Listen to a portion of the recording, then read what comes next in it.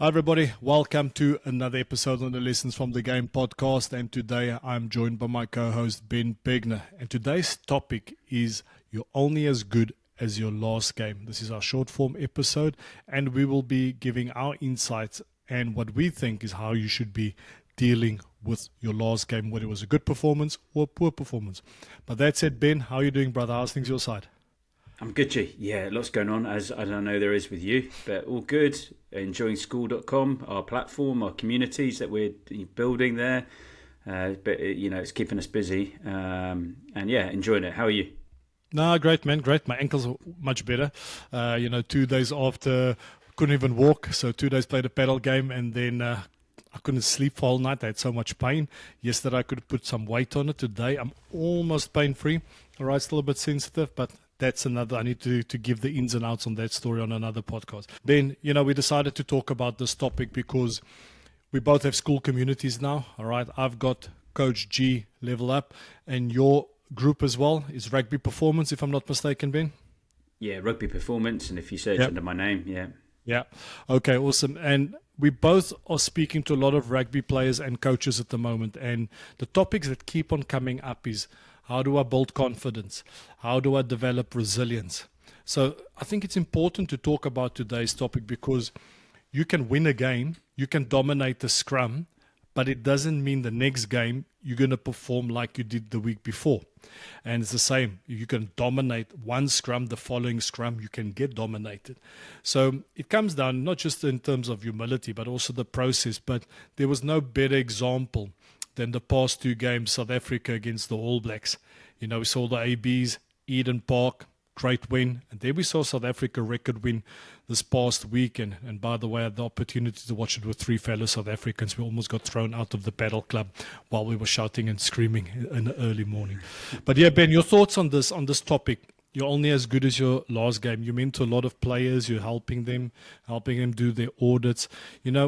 What is your take on this topic? Yeah, well, firstly, I think it's actually one of the beautiful things about rugby that this is the case because it's a bit like heavyweight boxing. They say that on its day, on any given day, a heavyweight boxer, if you get a big punch, one punch, even if it's not a good boxer, but one punch from a heavyweight boxer is going to knock you out. And it's a similar analogy with rugby. On any given day, if one team of 15 people are really aligned and they all come out and they all do the same thing, no matter how basic it is, we've spoken about that at length, but they all come out with a certain level of aggression, determination and a game plan, then you can be humbled if you aren't prepared and you're not going to meet fire with fire and you've not given that opponent the utmost respect that they deserve.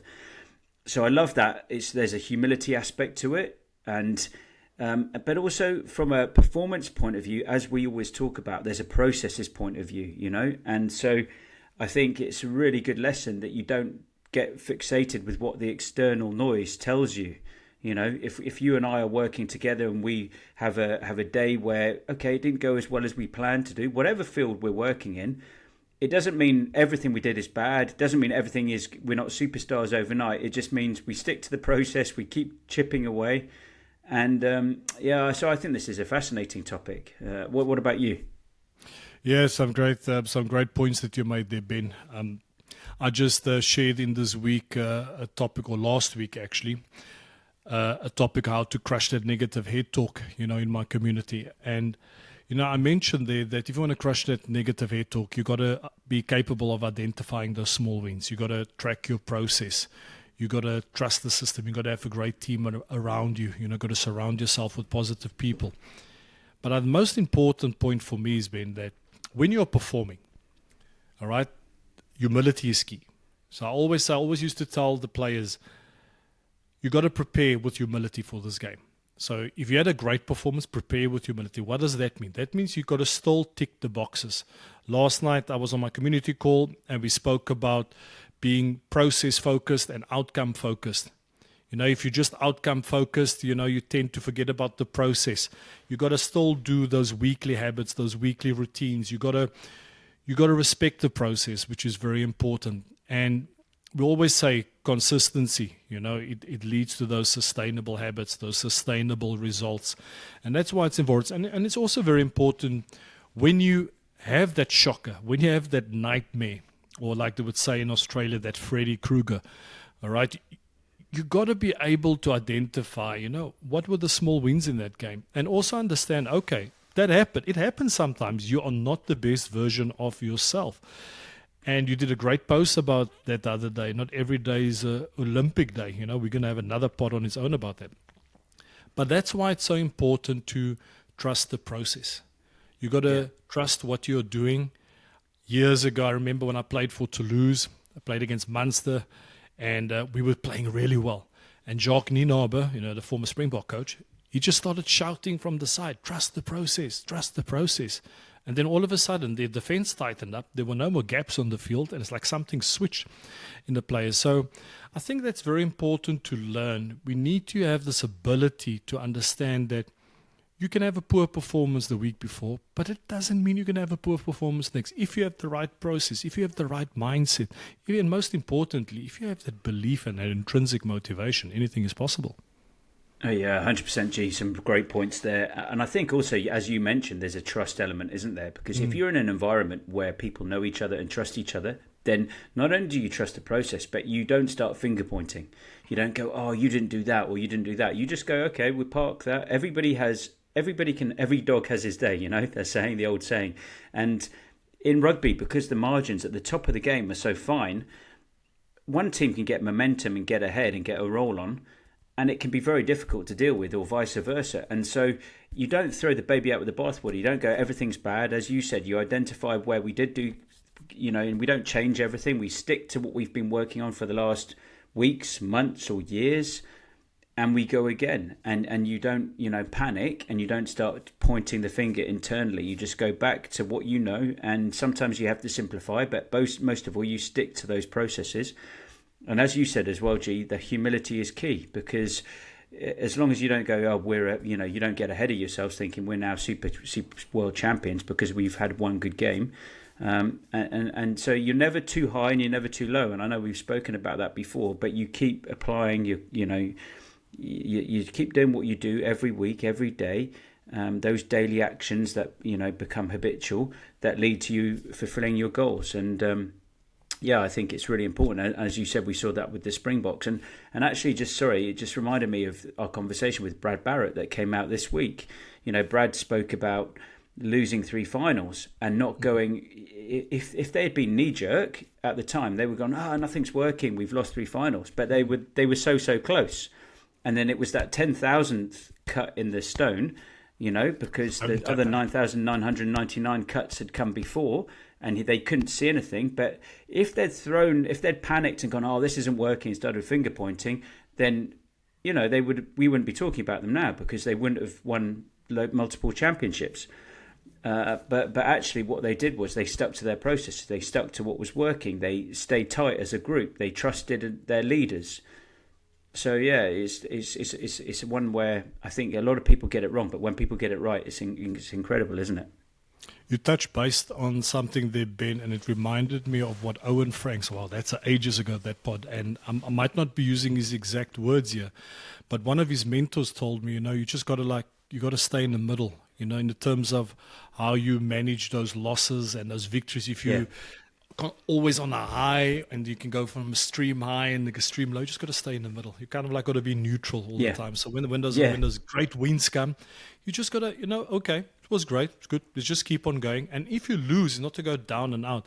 And talking about the Springboks, and to give people context, is that South Africa, obviously, we're a proud nation, Ben, and maybe borderline a bit overconfident at the moment, because the Boks, they've been playing so well in the past few games, especially in July. But after that Australia game where we lost, I think it was at Ellis Park, if I'm not mistaken, and that was a tough loss. Right? Pressure was on. Then you go to Eden Park, where everybody says, listen, these guys better get it right. They got to win. Then we lose at Eden Park. We didn't play our best rugby. So easily a negative environment could have been created. And people or teams that lack strong leadership, whether it's in the coaching staff or amongst the players, it can become a toxic environment. But knowing those players, having met those players, and obviously played with some of them when they were wee puppies, they're humble guys, and they've got strong intrinsic motivation because they want to achieve something great, and they stuck to their guns. Rusty's got a plan.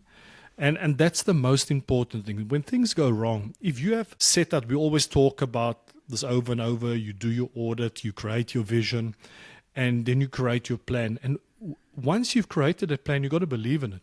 You're going to have setbacks at time, Ben. It's like me. I've lost weight these last few weeks. I'm in a great place. I'm training 5-6 times a week. I'm doing my high rock session. And then a little bit of arrogance crept in. I thought I could play a paddle game after doing high rocks in the morning. And my ankle kind of pulled up tight there. But Ben, this is a great topic. I know we don't have a lot of time. Before we jump off, is there anything else you'd like to add on this topic? Maybe a few gems you would like to leave our audience with? Yeah, G, for coaches, I think this is a really important one because I've seen this and you see this. I remember experiencing this with teams where things don't go too well and it's a young, inexperienced coach and one thing goes wrong, but you're going well pretty much the whole season and you say you get to a quarterfinal and you scrape through. And I remember being in this situation and the inexperienced coach gets you training almost twice as much. And I'll give you a scenario. It's an example, but it's not exactly what happened. But the breakdown wasn't as quick as it could have been on the attack. And the inexperienced coach, they chase the breakdown. They come in on the Monday, they analyse it. They come in on the Monday, Tuesday. They say, they have a hard time, give the players a hard time saying, we've got to be quicker. We've got to be quicker to the breakdown. We've got to get quicker ball. Everybody's got to be, and you go away and you do twice as much breakdown practice and you hit twice as many rucks in training. And then, the more experienced coach goes, hold on, it wasn't like, let's not go crazy. Don't have to go too high. Don't go too low. What was happening? Okay, if we tighten up our first phase, that means the opposition back row aren't going to get to that breakdown as quick and they're not going to disrupt it. And sometimes you just get these small tweaks happening with the experienced coach because they go, the plan was always to just work on this and this week. Just because one small thing went wrong last week, we're not going to change everything we're doing. And that's one bit of advice I'd give to the more inexperienced coach. When something goes wrong, don't have a big knee-jerk reaction and chase, and overcompensate the following week and forget to train everything else just because one small area goes wrong. You've got to keep to the plan, keep to the strategy, trust the process, trust your players. But look at use other people as a sounding board, but take it just look at it and not over analyze, if you know what I mean. Yeah, I totally agree. It's actually funny because I actually said this in the week in the community on school with coaches, poor performance. I said the solution is not to do 20 live scrums. It's about identifying what's going on, what do you need to work on, what does the player need individually, what does the team need collectively. But Ben, I just want to, before we sign off, I just want to leave maybe this tool for our audience that's listening or watching, and it's something I share often, is the step back, step up, and step back in method. It comes from the book Perform Under Pressure, because last night I had a community call where the theme was Perform Under Pressure, and we spoke about, what you should be doing. You want the desired result, but there are certain boxes that you need to tick, and it's in line with what we are sharing today. And just maybe to briefly explain to everybody what that's about. So when something happens, just got to take a step back, what just happened, analyze the situation. Okay, I got dominated in the scrum. Why did I get dominated? I was slow on the engage. I didn't apply enough pressure. Okay, step up. What's the decision you need to make? I decide, okay, the next step is I need to be more aggressive on the hit. I need to get my locks behind me. I need to give them information before the next scrum. Say, listen, I need you guys to drive, post, engage. Okay? Step back in. It's the execution. All right? You got the plan, that's clear. And you can do that a lot. And you can use that tool either in the moment or potentially, after the game. Okay, what just happened? All right, what do I need to work on this week? All right, and then I execute it during training and the game, which is very important. I like that. Ben, we can go on and on. Yeah. I mean, G, you just mentioned the community call, and you've mentioned it a couple of times. Can you give, I know what that is, but can you give our listeners a quick breakdown of what you were referring to with community call? Yeah, awesome. Thanks for that, Ben. So, Ben and myself, we both have our own communities on this great platform called School. Mine is Coach G Level Up. So, in this community, I'm talking everything scrums, rugby, mindset, resilience, podcast. There are different categories. And recently, I also launched a free Scrum analysis course in the community. So this is a place that I've created, Ben, where people can come together, like-minded people, where we are all learning. I'm learning. I just had a player that did a masterclass for me, 1v1 on mauling. Unbelievable, 40 minutes. And the goal is to inspire people and give people. I'm sharing daily tips over there. And it's very simple. If they want to access my community and join my weekly calls, which is absolutely free, they just have to DM me the words community or the word community on my Instagram page, and I will send them the link. And obviously, I'm doing mentorships and other stuff, but this community is absolutely free, and they're more than welcome to join. And you're doing the same. So I'm going to pass the baton to you. Tell me what your community is all about. Yeah, I'm loving it, G. I'm really loving the energy and the people on board. And I've got a young players classroom aiming for young players, primarily from the ages of about 10 to 15, but some are a bit older, and their parents to help guide them, because it's a really tricky stage. You don't know what to do in terms of should my son or daughter be doing more of this type of training? Should they stop playing other sports? They're going to a new school, but I'm really concerned that they've never done full contact before, or their tackle technique isn't good enough. And I'm worried about their confidence as well as their safety. I'm really worried that they're not on course because they really are aspirational and they want to get a trial to get into a professional academy.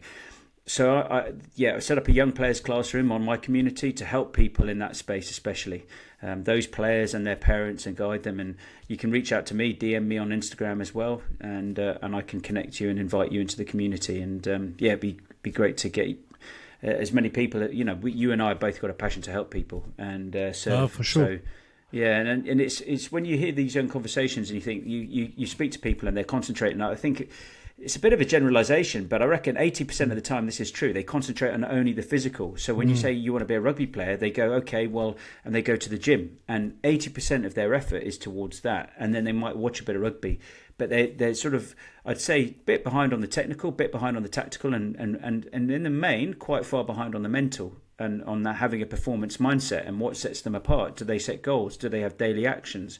Do they visualize? Do they journal? All these things that they can be doing. And you and I are both passionate about and have learned along our journeys that they are really effective tools that we can use. So we talk about things like them and teach people how to use them. So yeah, it's really good. I'm enjoying it. Great stuff, Ben. Just quickly, maybe just before we sign them, because there's a story I wanted to share and I forgot to bring it into our chat. So I had this young prop, Ben, and I asked all these members when they join just to do introduction posts, because what we're trying to create is a real community. Even though it's online, we're there to encourage and inspire. And the player replied to me, said to me, Coach, sorry, I lack a lot of confidence. I'm low on self-esteem. I don't feel comfortable doing an introduction post, which is just text, and maybe a photo. And it was hard for him. And then after the community call, my weekly call, I spoke about how to crush that negative head talk. I talked about identifying the small wins, tracking your progress, and also, believing in what you're doing, have a great team around your support system. And I woke up the next morning, Ben. He did an 8-minute video in his second language. It's a South African. His first language is Xhosa or Zulu, if I'm not mistaken. I don't want to say which one because otherwise I'm going to get it wrong. But he did an 8-minute video introducing himself, talking about himself. And that's the great thing about community. But anyway, guys, that's is great. Us. Ben, you need to get going. All right. You've got 3 minutes before you need to jump off this podcast. We'd just like to say thank you to everybody that have supported us on this journey. We're getting unbelievable feedback. And also, we also have a community for Lessons from the Game. So on our Lessons from the Game Instagram page, just send us the DM community and we will send you the link to that community as well. But that's it. Continue to like, follow, and subscribe, and we will do our best to continue to provide you guys with deep insights into the game we all love. Ciao, guys. Ciao, Ben. Cheers, G.